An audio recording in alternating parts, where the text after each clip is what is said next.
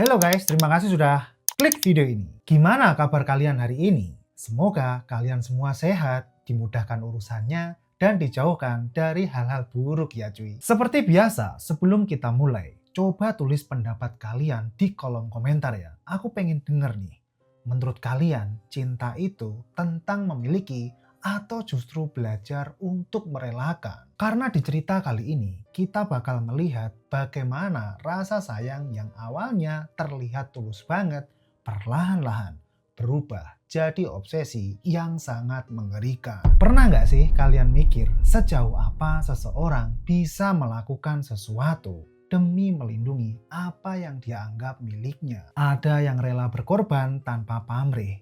Ada nih yang sanggup bertahan dan menunggu meski terus disakiti. Tapi ada juga yang perlahan kehilangan akal sehatnya sendiri. Rasa cinta yang awalnya terlihat indah, pelan-pelan berubah jadi rasa posesif yang menakutkan. Rasa takut kehilangan berubah jadi amarah. Dan ketika emosi mulai menguasai pikiran, seseorang bisa nekat melakukan hal paling mengerikan, bahkan sampai menghilangkan nyawa orang lain demi mempertahankan apa yang ingin dia lepaskan. Dan kasus yang akan kita bahas kali ini adalah bukti bahwa terkadang hal paling berbahaya bukanlah kebencian cuy, melainkan cinta yang berubah menjadi obsesi. Jadi, di suatu hari, seorang istri sekaligus ibu rumah tangga melihat nih pesan WhatsApp suaminya dengan perempuan lain. Seorang perempuan yang berkeringat kelelahan setelah memasak dan mengurus ketiga anaknya itu mendadak dibuat syok ketika tanpa sengaja melihat deretan pesan mesra antara suaminya dengan rekan kerja wanitanya di tempat kerjanya. Dan di pesan itu suaminya memanggil teman kerjanya dengan sebutan sayang dan bersikap sangat genit cuy. Bahkan suaminya sudah lama tuh tidak pernah lagi bersikap romantis atau menggoda dirinya seperti dulu-dulu itu. Meski mereka telah bertahun-tahun menjalani rumah tangga bersama. Dipenuhi rasa marah dan kecewa, si istri nih akhirnya memberanikan diri menghubungi wanita selingkuhan suaminya dan memintanya untuk menjauh dari keluarganya. Namun, teguran itu sama sekali tidak digubris cuy. Hubungan terlarang mereka justru terus berlanjut. Bahkan kali ini semakin terang-terangan hingga membuat amarah sang istri memuncak. Dan sejak saat itu, rasa sakit hati yang dipendam perlahan berubah menjadi dendam. Sampai akhirnya si istri mulai merencanakan sesuatu yang bukan hanya sadis, tapi juga licik dan sangat mengerikan. Ini bukan cerita rekayasa, ini adalah kisah nyata. Kisah tentang seorang istri yang menghilangkan nyawa selingkuhan suaminya sendiri karena pesan mesra di WhatsApp. Untuk itu, jangan skip video ini, stay sampai akhir biar kalian gak gagal paham. Jangan lupa subscribe dan nyalakan loncengnya ya. Siapkan cemilan dan selamat menonton. Seperti biasa, sebelum masuk ke kronologinya, kita kenalan dulu nih dengan orang-orang yang terlibat dalam kasus ini ya. Pertama, kita kenalan dengan korbannya dulu. Dini Nurdiani atau seseorang yang biasanya dipanggil Dini. Dia adalah seorang perempuan berusia 26 tahun. Dini berasal dari Cengkareng, Jakarta Barat. Di sana dia tinggal berdua dengan ayahnya di sebuah rumah kontrakan cuy. Dini sebelumnya sempat menikah dan dikaruniai seorang anak berusia 6 tahun. Namun dia dan suaminya itu bercerai karena adanya ketidakcocokan. Setelah itu anak Dini tinggal bersama dengan mantan suaminya. Sementara Dini ini tinggal bersama dengan ayahnya tuh dan hanya mengunjungi anaknya beberapa kali dalam seminggu. Sehari-harinya, Dini ini bekerja sebagai cleaning service di Plaza Bank Mandiri, Jakarta Pusat demi membantu memenuhi kebutuhan hidupnya. Di tempat kerjanya, Dini dikenal sebagai pribadi yang ramah, murah senyum, dan mudah akrab tuh dengan sesama karyawan lainnya. Sikapnya yang hangat dan pembawaannya yang menyenangkan membuat banyak rekan kerjanya merasa nyaman tuh dengannya cuy. Bahkan tidak sedikit juga tuh yang diam-diam mulai menaruh rasa tertarik pada si Dini ini. Selanjutnya saya mau perkenalkan pelaku yang sadis ini. Neneng Umaya atau orang yang sering dipanggil Neneng.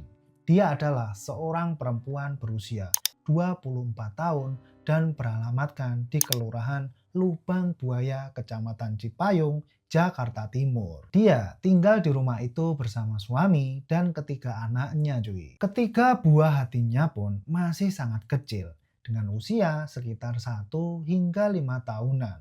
Sehingga hampir seluruh waktunya dihabiskan untuk mengurus rumah dan merawat anak-anaknya itu. Karena itulah cuy, Neneng ini harus mencurahkan hampir seluruh perhatian dan tenaganya itu untuk menjaga ketiga anaknya, serta menjalani peran sebagai ibu rumah tangga sepenuhnya. Sementara itu, suaminya lah yang menjadi tulang punggung keluarga dan bekerja untuk memenuhi kebutuhan mereka sehari-harinya. Suaminya yang bernama Ivan Dwi Gusmanto bekerja sebagai cleaning service di Plaza Bank Mandiri, Jakarta Pusat. Selama tinggal di rumah kontrakan itu, tetangga sekitar mengenal keluarga Neneng ini sebagai keluarga yang cukup tertutup tuh, dan hanya bergaul sepenuhnya saja dengan warga sekitar. Neneng dan ketiga anaknya pun lebih sering menghabiskan waktu di dalam rumah. Sementara Ivan biasanya akan langsung pulang setelah selesai bekerja tanpa banyak beraktivitas di luaran. Dari luar, keluarga kecil itu terlihat sederhana dan normal tuh, seperti kebanyakan keluarga lainnya cuy. Nah sebenarnya gimana sih semua kejadian ini bisa sampai terjadi? Bagaimana seorang ibu rumah tangga seperti Neneng akhirnya nekat menghilangkan nyawanya Dini, wanita yang diduga menjadi selingkuhan suaminya sendiri? Apa nih yang sebenarnya terjadi di balik rumah tangga mereka sampai rasa sakit hati itu berubah menjadi tindakan yang begitu mengerikan? Oke cuy, langsung saja kita masuk ke kronologi lengkapnya. Yuk, cus!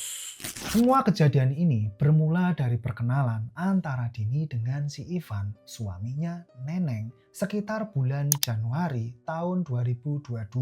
Keduanya saling mengenal di tempat kerja karena sama-sama bekerja sebagai cleaning service di Plaza Bank Mandiri, Jakarta Pusat. Dini adalah karyawan baru, sementara Ivan sudah lebih lama bekerja di sana. Ketika Dini baru masuk kantor itulah Ivan menaruh perhatian kepada janda cantik itu. Hal itu terjadi karena Dini dikenal sebagai pribadi yang ramah, mudah bergaul, dan sering bersikap hangat kepada Ivan di tempat kerjanya. Seiring kedekatan mereka yang semakin intens, Ivan mulai sering mengabaikan si Neneng di rumah cuy.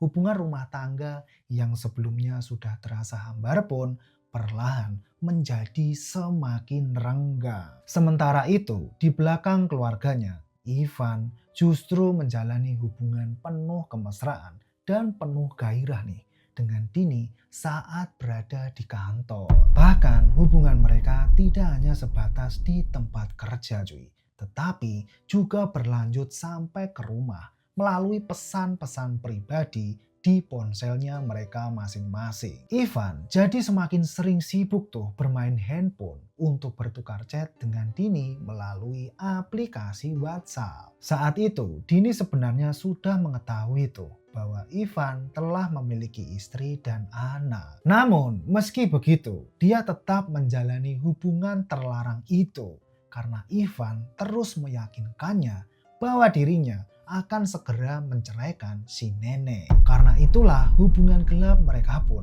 terus berlanjut dan semakin sulit untuk dipisahkan. Namun lama-kelamaan perubahan sikap Ivan mulai membuat Neneng itu merasa curiga cuy. Suaminya jadi lebih sering sibuk dengan ponselnya, bersikap dingin di rumah, dan terlihat semakin menjauh dari si Neneng. Sampai akhirnya diam-diam Neneng memberanikan diri memeriksa ponselnya Ivan saat Ivan itu sedang mandi. Dan disitulah dia menemukan deretan pesan mesra antara suaminya dengan Dini di WhatsApp. Melihat isi chat itu, Neneng langsung dipenuhi rasa marah dan kecewa. Dia pun memarahi Ivan serta menegur Dini melalui pesan WhatsApp agar menjauhi suaminya tuh. Dan Neneng mengatakan seperti ini kepada si Dini. Oh ini ya perempuan pelakor gak tahu malu yang deketin suami orang. Tolong dong mbak jauhi suami saya. Kayak gak ada cowok lain aja di dunia ini.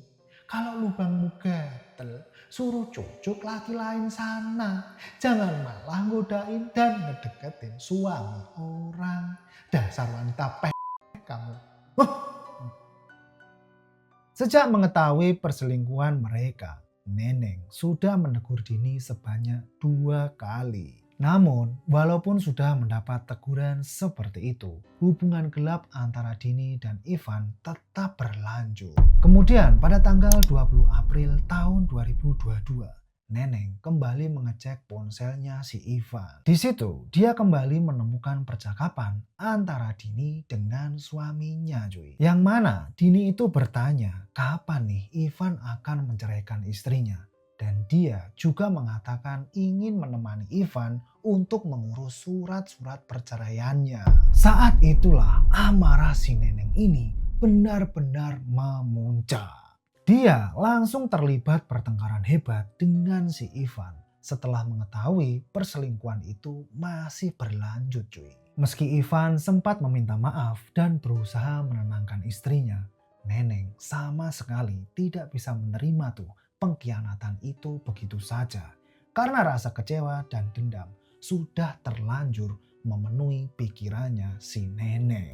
Lalu pada tanggal 26 April 2022, Neneng yang masih menyimpan amarah besar merasa bahwa dirinya harus bertemu langsung tuh dengan si Dini. Awalnya dia hanya ingin memberikan pelajaran dan menegur perempuan itu dengan lebih keras secara langsung. Namun tanpa disadari pertemuan itu justru menjadi awal cuy dari sesuatu yang jauh lebih mengerikan. Kemudian Neneng memakai ponsel Ivan secara diam-diam lalu menghubungi si Dini tuh dan berpura-pura menjadi si Ivan. Neneng mengajak Dini untuk buka bersama atau bukber karena kebetulan saat itu adalah momen bulan puasa. Dini menanggapi ajakan itu dengan sangat antusias cuy. Tanggapan Dini inilah yang membuat si Neneng merasa kalau perempuan itu tidak ada jerahnya sama sekali. Dan dari situlah niat Neneng yang awalnya hanya ingin memberi Dini pelajaran perlahan berubah menjadi tekad untuk menghilangkan nyawanya si Dini. Dipenuhi amarah dan dendam, Neneng kemudian menyuruh Dini untuk menunggu di halte Garuda Taman Mini Jakarta Timur. Setelah Dini menyetujui ajakan pertemuan itu, Neneng mulai mempersiapkan berbagai alat yang rencananya nanti tuh akan digunakan untuk melakukan aksi sadisnya. Dia membawa sebuah kunci Inggris, gunting rumput, dan sebuah pisau yang semuanya disimpan rapi di dalam tasnya sebelum berangkat menemui si Dini. Nah menjelang sore hari nih, Neneng kembali menghubungi Dini menggunakan HP-nya Ivan lagi. Dalam pesannya, dia mengatakan bahwa dirinya tidak bisa menjemput Dini secara langsung, tetapi sudah menyuruh keponakannya untuk datang tuh menjemput dan mengantarkan Dini menemuinya nanti. Tanpa menaruh curiga, Dini kembali menyetujui ajakan itu, bahkan memberitahu tuh bahwa dirinya akan mengenakan jaket berwarna abu-abu agar mudah dikenali. Setelah mendapatkan informasi itu, Neneng kembali menghapus seluruh pesan percakapan itu untuk menghilangkan jejak. Ketika waktu menunjukkan sekitar pukul 4.30 sore waktu Indonesia Barat, Neneng berpamitan keluar rumah kepada si Ivan tanpa menjelaskan tujuannya cuy. Nah dia ini kemudian pergi membawa motor untuk menjemput Dini ini di halte Garuda Taman Mini. Terus sekitar menjelang pukul 6 sore waktu Indonesia Barat, Neneng ini akhirnya tiba tuh di lokasi dan langsung mencari Dini dengan berpura-pura menjadi keponakannya si Ivan. Bahkan dia sempat bersikap ramah dan berbahasa basi tuh kepada si Dini, seolah-olah tidak terjadi apa-apa. Neneng juga menanyakan apakah Dini sudah lama tuh menunggu di halte ini. Tanpa rasa curiga, Dini lalu naik ke motor Neneng dan keduanya pun meninggalkan halte bersama-sama. Tak lama kemudian, Neneng menghentikan motornya di sebuah jalanan sepi di kawasan Jalan Mendu, Kelurahan Jatinegara, Bekasi. Lokasi itu dipenuhi pepohonan dan jauh tuh dari keramaian. Di bawah area jalan itu juga terdapat aliran sungai yang membuat tempat itu terlihat sunyi dan jarang dilewati orang-orang. Dan tanpa disadari Dini, Neneng memang sengaja memilih lokasi itu untuk menjalankan rencananya. Setelah mereka berhenti di lokasi itu, Dini mulai merasa bingung dan bertanya, kenapa sih mereka ini justru berhenti di tempat seperti ini?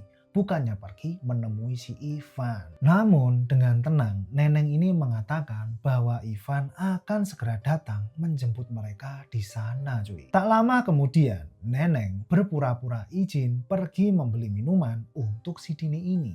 Tetapi bukannya benar-benar pergi membeli minum, dia justru bersembunyi cuy di balik pepohonan sambil menunggu Dini itu lengah. Dan saat Dini ini sudah tidak waspada cuy, Neneng langsung mengeluarkan kunci Inggris dari dalam tasnya, lalu memukul bagian belakang kelapanya Dini secara tiba-tiba. Neneng memukul kelapa Dini sebanyak 10 kali, lalu menarik Dini ke semak-semak agar tidak dilihat orang. Sesampainya di semak-semak, Neneng mengeluarkan gunting rumput dan menusukkannya ke leher si Dini ini hingga pembuluh nadi Dini langsung putus dan cairan merah muncrat kemana-mana. Gak sampai sana, Neneng juga mengeluarkan pisau dapur lalu menggunakan pisau itu untuk menyekat pergelangan tangan kiri dan tangan kanannya si Dini cuy. Setelah memastikan Dini sudah tidak bergerak lagi, Neneng mengganti baju Dini ini dengan baju yang dia bawa dari rumahnya dengan tujuan agar Dini tidak terlihat tuh seperti korban penghilangan nyawa. Kemudian Neneng menarik MYT Dini ini ke tebing dan mendorongnya langsung ke sungai yang mengalir di bawahnya. Setelah itu, dia merapikan alat-alat penghilangan nyawanya tadi lalu membuangnya saat dalam perjalanan ingin pulang ke rumahnya. Sesampai di rumah, Neneng langsung membersihkan pakaiannya dari noda cairan merah dan melakukan aktivitas seperti biasanya cuy. Sementara itu, pada tanggal 29 April tahun 2022, ada orang yang bernama Hermawan nih. Dia menemukan MYT Dini mengapung di aliran sungai Kali Cikeas, perumahan CBD Jati Sampurna, Kota Bekasi. Hermawan yang niatnya berburu biawak langsung menghubungi kepolisian Bekasi. Mendapat laporan penemuan MYT seperti itu cuy, pihak kepolisian Jati Sampurna pun langsung datang ke lokasi dan mengamankan MYT itu. Di hari yang sama, pihak kepolisian Cengkareng, Jakarta Barat menerima laporan hilangnya Dini Nurdiani yang dilaporkan oleh pihak keluarganya. Katanya Dini terlihat terakhir kali pada tanggal 26 April ketika dia izin pergi untuk buka puasa bersama temannya cuy. Setelah itu, pihak kepolisian Cengkareng mendapatkan kabar dari pihak kepolisian Jati Sampurna bahwa mereka menemukan MYT seorang perempuan yang mengapung di sungai. Lalu kemudian pihak kepolisian Cengkareng pun langsung tuh mencocokkan MYT perempuan yang mengapung di sungai itu tadi dengan informasi perempuan yang dilaporkan hilang. Dari pencocokan ciri fisik dan konfirmasi dari keluarga, pihak kepolisian memastikan bahwa MYT itu adalah MYT Dini Nurdiani. Dari luka-luka di tubuh Dini, pihak kepolisian menduga kalau Dini adalah korban penghilangan nyawa. Lalu pihak kepolisian pun langsung meminta keterangan dari keluarganya Dini tentang apakah ada seseorang yang mereka curigai mempunyai niat jahat ke Dini ini. Keluarga Dini mengatakan kalau akhir-akhir ini Dini itu dekat tuh dengan seseorang dari tempat kerjanya yang bernama Ivan. Dan sebelum menghilang, Dini juga sempat memberitahu tuh bahwa dirinya pergi untuk buka puasa bersama si Ivan. Informasi itulah yang membuat pihak kepolisian bergerak cepat dan langsung mendatangi rumahnya si Ivan untuk melakukan pemeriksaan cuy. Di sana polisi mulai menginterogasi Ivan dan menanyakan tuh apakah dirinya memiliki hubungan dengan hilangnya hingga tewasnya si Dini. Namun di tengah pemeriksaan itu ada satu hal yang justru membuat polisi merasa curiga cuy. Neneng terlihat jauh lebih gugup dibandingkan Ivan sendiri. Jadi gerak-geriknya itu tampak gelisah banget cuy. Seolah-olah menyembunyikan sesuatu yang besar dari pihak kepolisian gitu. Meskipun Ivan terus mengaku bahwa dirinya tidak pernah bertemu Dini di hari hilangnya Dini itu, pihak kepolisian tetap menaruh curiga tuh kepadanya dan mulai memantau gerak-geriknya Ivan. Di sisi lain, situasi itu justru membuat Neneng semakin gelisah. Dia sulit tidur pada malam hari karena dihantui rasa takut bahwa pengakuan Ivan sewaktu-waktu bisa tuh membuat dirinya tertangkap. Lalu pada tanggal 14 Mei 2022, pihak kepolisian kembali mendatangi rumah pasangan suami istri itu untuk melakukan interogasi lanjutan. Kali ini kecurigaan polisi mulai mengarah kepada Neneng, istri Ivan sendiri yang diduga menyimpan motif cemburu tuh terhadap hubungan gelap suaminya dengan si Dini. Polisi menduga bahwa Neneng kemungkinan besar terlibat dalam penghilangan nyawanya si Dini. Apalagi menurut keterangan keluarga korban, Dini terakhir kali berpamitan untuk pergi buka puasa bersama si Ivan. Namun anehnya, Ivan justru mengaku tidak pernah mengajak Dini bertemu pada hari itu. Dari situlah cuy, polisi mulai menyimpulkan bahwa ada seseorang yang sengaja menggunakan identitas Ivan untuk menghubungi si Dini ini. Dan hal seperti itu tentu lebih mungkin dilakukan oleh orang terdekatnya Ivan sendiri, yaitu Neneng. Kecurigaan polisi pun semakin kuat setelah melihat sikap Neneng yang terlihat sangat gugup dan gelisah setiap kali Ivan diperiksa. Dan benar saja dugaan kepolisian itu. Karena ketika diinterogasi, Neneng ini langsung berkeringat dingin cuy. Dan menjelaskan di mana keberadaannya hari itu dengan sangat berbelit-belit gitu. Akhirnya atas desakan polisi, Neneng pun mengakui kalau dialah yang sudah menghilangkan nyawanya si Dini. Dalam pemeriksaan itu, Neneng akhirnya mulai buka suara tuh dan menjelaskan kemana dirinya ini membuang barang-barang yang digunakan saat melakukan aksinya terhadap si Dini ini. Dia juga mengakui alasan dibalik tindakannya tersebut, yaitu rasa cemburu, sakit hati, dan amarah setelah mengetahui hubungan gelap antara suaminya dengan si Dini ini. Dalam pengakuan itu cuy, Neneng ini mengatakan kepada kepolisian seperti ini. Saya kesal kepada dia pak, karena tidak menurut saat sudah saya beritahu untuk menjauhi suami saya itu. Jadi saya hilangkanlah nyawanya dia itu pak. Saya puas banget pokoknya sudah menghilangkan nyawanya dia. Dan saya sudah tahu resikonya sebelum saya melakukan tindakan saya itu pak. Jadi saya slow aja pak. Pengakuan itu membuat seluruh rangkaian kejadian perlahan mulai terungkap di hadapan pihak kepolisian. Setelah pengakuannya terungkap, Neneng pun resmi ditahan di rumah tahanan negara sejak tanggal 14 Mei tahun 2022 sambil menunggu proses hukumnya berjalan. Lalu beberapa bulan kemudian, Neneng akhirnya menjalani persidangan pada hari Rabu 5 Oktober tahun 2022 di Pengadilan Negeri Bekasi. Persidangan itu dipimpin oleh Hakim Ketua bernama Ambo Mase dengan Hakim Anggota Nur Iswandi dan Pastra Joseph Siraluo. Di situ, majelis hakim menemukan bahwa Neneng terbukti bersalah telah menghilangkan nyawanya Dini dengan sangat terencana cuy.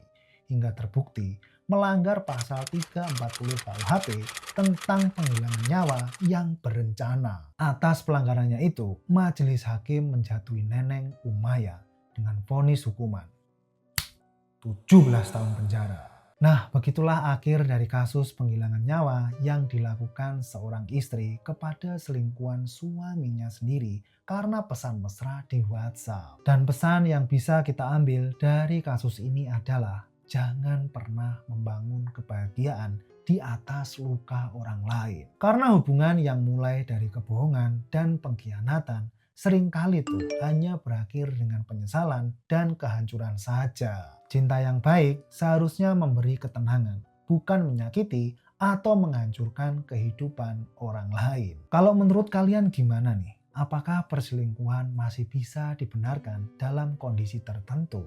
Atau menurut kalian pengkhianatan tetap salah apapun alasannya? Lalu di kasus ini, apakah kalian bisa memahami rasa sakit hati Neneng? Sampai akhirnya dia nekat tuh melakukan tindakan sekejam itu. Atau menurut kalian sebesar apapun rasa kecewa seseorang, menghilangkan nyawa tetap tidak bisa dibenarkan? Dan bagaimana cuy dengan Ivan?